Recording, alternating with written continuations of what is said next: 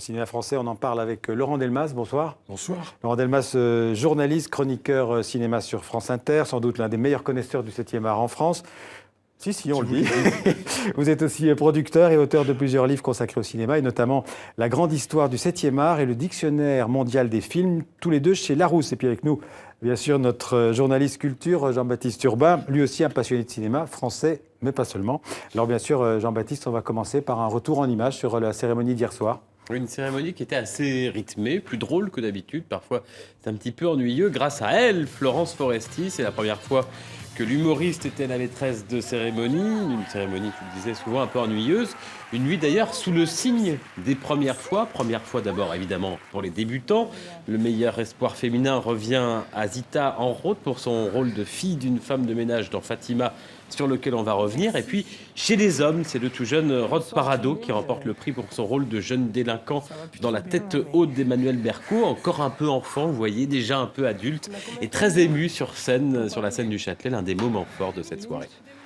À la fin, je dois remercier ma mère parce que c'est elle qui tous les jours croit en moi. Et je sais pas comment...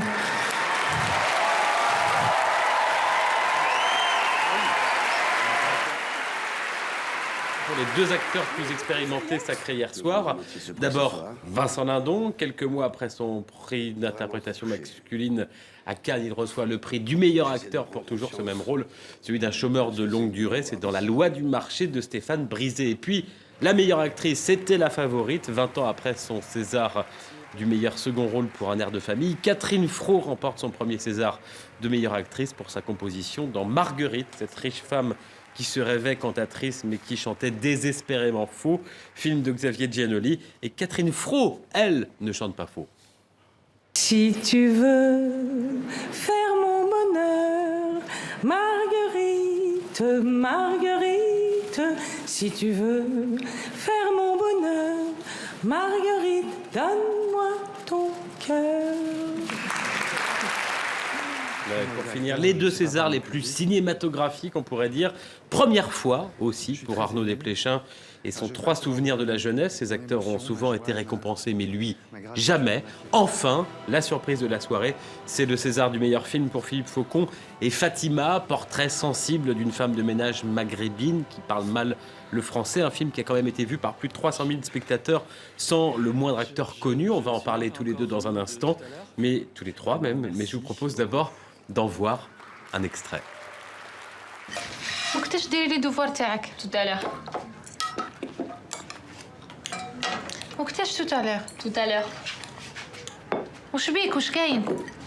J'en ai marre de cette vie de rien.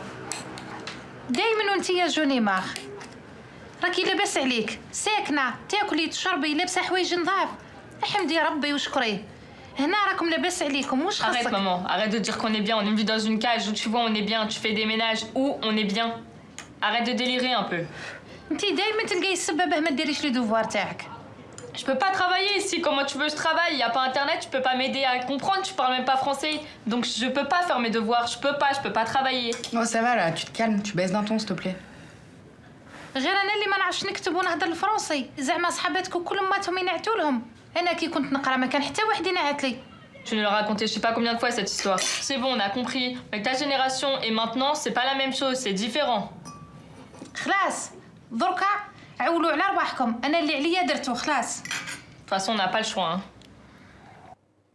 Alors, Laurent Delmas, Fatima, c'est la preuve qu'on peut faire des bons films avec des sujets pas évidents, difficiles. Oui, pas de star, comme vous le disiez tout à l'heure, pas de paillettes, pas de strass, et un très très beau sujet tiré d'un livre, donc tiré aussi du réel, il faut y insister, c'est-à-dire, c'est pas un documentaire, mais c'est un film qui s'assoit sur le réel pour faire du cinéma, et ça c'est très très important.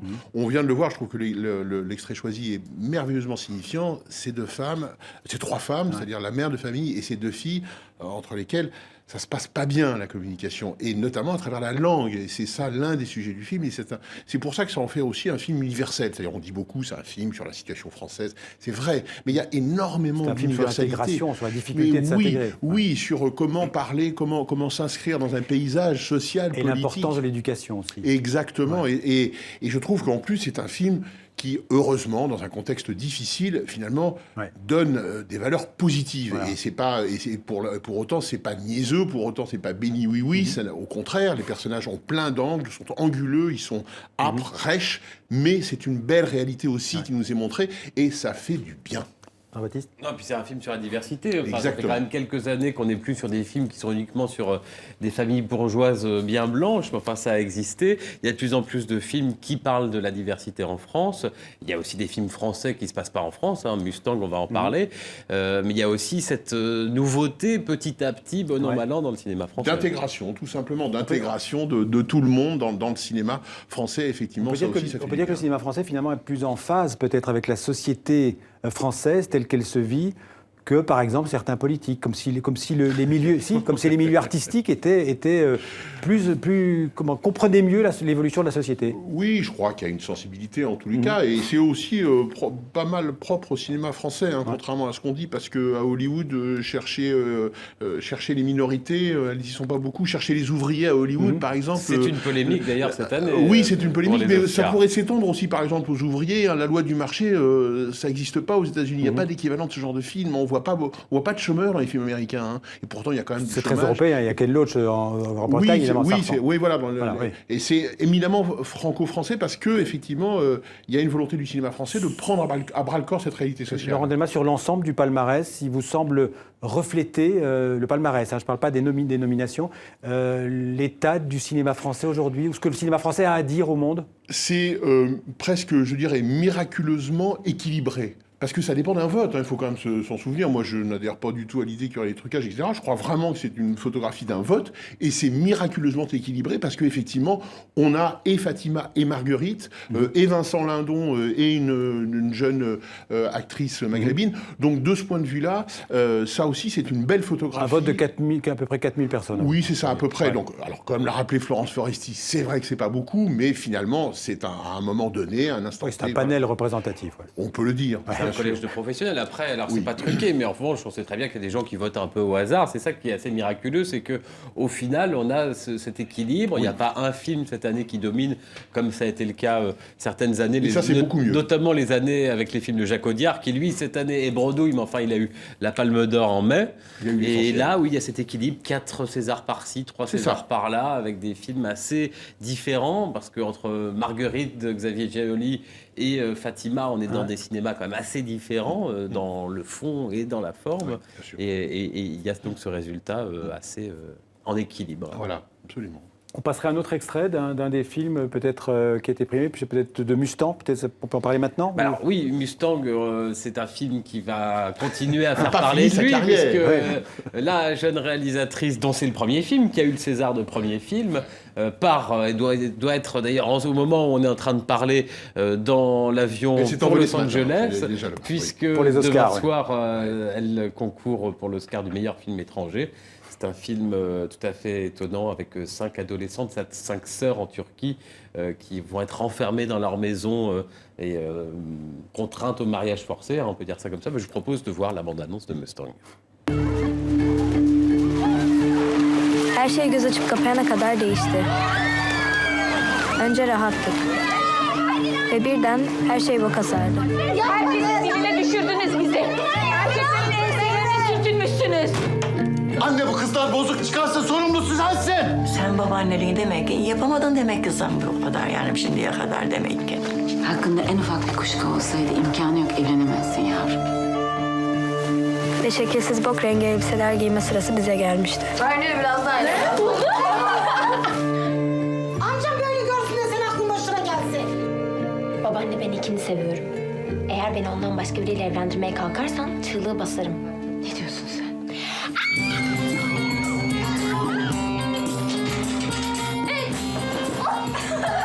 Ve bu beşimizin son defa birlikte oluşuydu.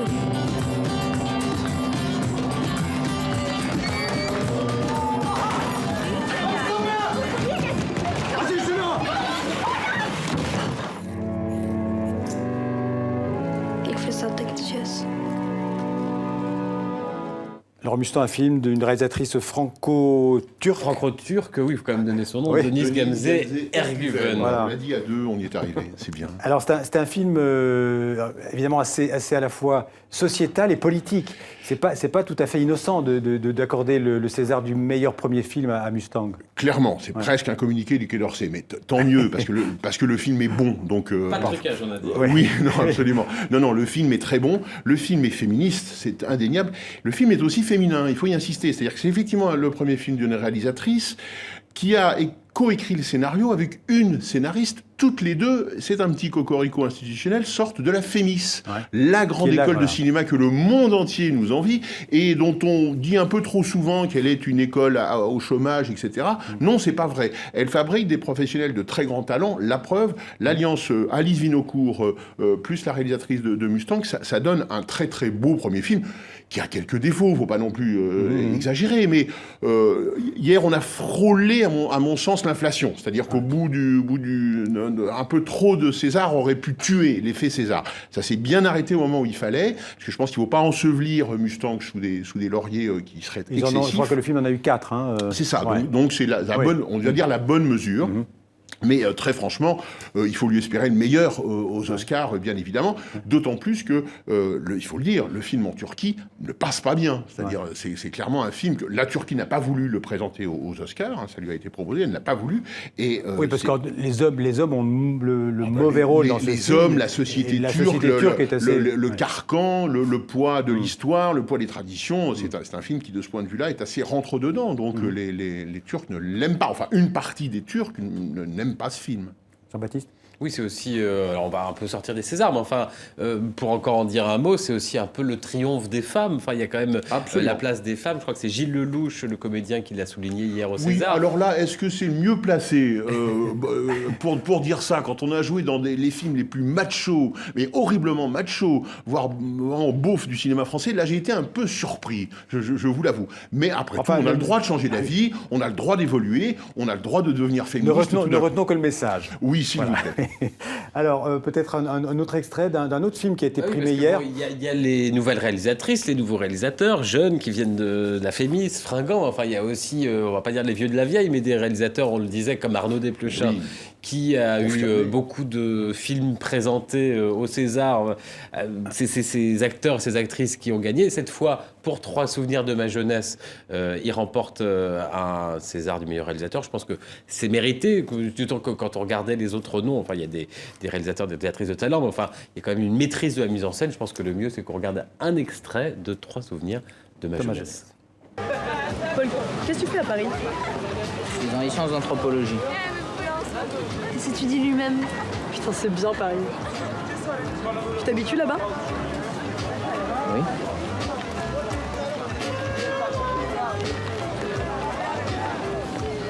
T'es devenu plus causeur en tout cas, toi, hein?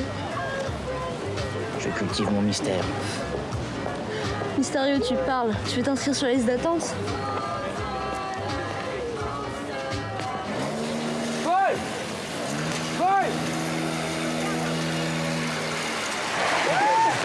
C'est le voyou.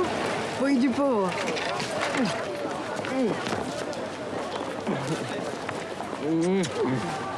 C'est quoi ça? Ta mère, elle est d'accord? Bah, elle sait pas. Allez. Bon, allez, les amoureux. Allez.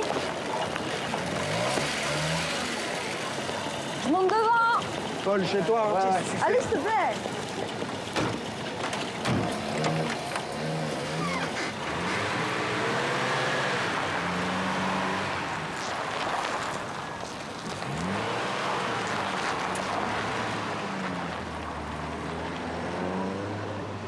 Donc, 3 souvenirs de ma jeunesse, donc d'Arnaud Desplechin. Un commentaire sur ce film, rapidement, non? Merveilleux, c'est l'alliance de Truffaut et de Bergman. C'est un très très grand film et le prix est très très largement mérité. Ouais. Alors, on dit souvent qu'en France, c'est de plus en plus difficile de faire des films de cinéma. Or, pourtant, il se fait pratiquement chaque année le même nombre de films, Oui. ce qui veut dire quoi? C'est que les financements sont plus difficiles, mais comment dirais-je, ce que l'on met chaque année dans un film diminue, on met moins d'argent, ça coûte de moins en moins cher. La première crise du cinéma français date de 1896, le cinéma est né en 1895. Donc de ce point de vue-là, il y a une constante qui est que le cinéma français est en crise régulièrement. Je crois qu'il faut raison garder. Quand je me vois, je me désole, quand je me compare, je me console. C'est ce que doit se dire tous les matins le cinéma français par rapport à ses acolytes européens notamment, qui sont des cinématographies en déshérence. Il y a toujours des problèmes de financement, c'est vrai, il y a toujours des problèmes, ces fameux films du milieu qui coûtent moyennement cher, mais qui rapportent pas forcément assez, etc. Voilà, donc il y a toujours ce genre de discours-là. On peut être inquiet sur un certain désengagement des chaînes de cinéma, dont on sait que contractuellement, elles font partie du système français de financement du cinéma. Parce que c'est un système assez intelligent et équilibré. Il faut dire que c'est un système qu'on nous envie, il faut dire que c'est un système qu'on exporte, Qu'on nous copie aussi, oui. qu'on nous copie. La Corée du Sud a exporté ce système-là et grand bien lui a fait. Le cinéma coréen du Sud existe vraiment. Donc, c'est vrai qu'il y a des défauts, on peut en pointer, on peut la commission d'avance sur recette, tout ça, on peut dire un peu de copinage de temps en temps. Tout ça est vrai. Mais il n'empêche que nous avons une cinématographie vivante, les Césars en sont la preuve, elle aussi vivante, et il faut, quoi qu'il en soit, protéger le système, l'améliorer indéniablement, mais d'abord le protéger. Et il faut, de ce point de vue-là, que les incertitudes qu'on peut avoir du côté des chaînes de télévision, y compris du service public de télévision, France Télévisions, il faut que ça soit clarifié, on va dire, et qu'il n'y ait pas d'inquiétude possible sur le financement du cinéma. Ça veut dire que les télévisions continuent à financer le cinéma comme elles le faisaient avant. Indéniablement, il le faut, c'est impératif. Les producteurs aussi, ils prennent plutôt moins de risques qu'avant ou... Oh, je pense qu'il ne faut pas... non, je pense que les risques, ils sont pris voilà, raisonnablement. C'est toujours pareil. Moi, il y a producteurs et producteurs aussi. Il y a toujours eu producteurs et producteurs. Il y a des margoulins, il y a des hommes d'art formidables qui prennent au contraire des risques incroyables en jouant quasiment presque aussi leur chemise, en tout cas en se remettant en cause. Voilà, le cinéma, c'est un art et une industrie depuis toujours. Donc, il y a des gens qui font de l'art, il y a des gens qui font de l'industrie. Parfois, ils font les deux en même temps. Parfois, ils font que l'un. Bon, voilà, donc ça donne cette situation extrêmement contrastée. Un mot peut-être sur comment dirais-je, la consommation de cinéma qui est en train de changer. On continuera à aller au cinéma, dans des salles de cinéma où vous voyez... Écoutez, il faut l'espérer, parce que là aussi, la France, c'est un maillage de salles de cinéma sidérant. On est les seuls en Europe à avoir autant de petites salles, entre guillemets, souvent classées A et C, qui donnent une programmation extrêmement éclectique, extrêmement variée. Donc, il faut dire aux gens que le cinéma, c'est d'abord dans les salles et pas sur des écrans de plus en plus petits. Et voilà. 200 millions d'entrées en 2015, c'est un tout petit peu moins que l'année dernière, mais c'est pareil. Quand on se regarde, quand on se compare, on se console. C'est énorme. Exactement. Donc il faut dire à nos spectateurs, continuez à aller massivement dans les salles de cinéma. C'est là que le cinéma s'exerce. Merci Laurent Delmas. Demain, c'est les Oscars. Un pronostic? Aucun pronostic. Je suis d'une prudence de lynx. Peut-être DiCaprio. Tiens, tenez. Allez, je prends un énorme risque. Pas trop de risques. Merci tous les deux. Merci Jean-Baptiste. Merci Laurent.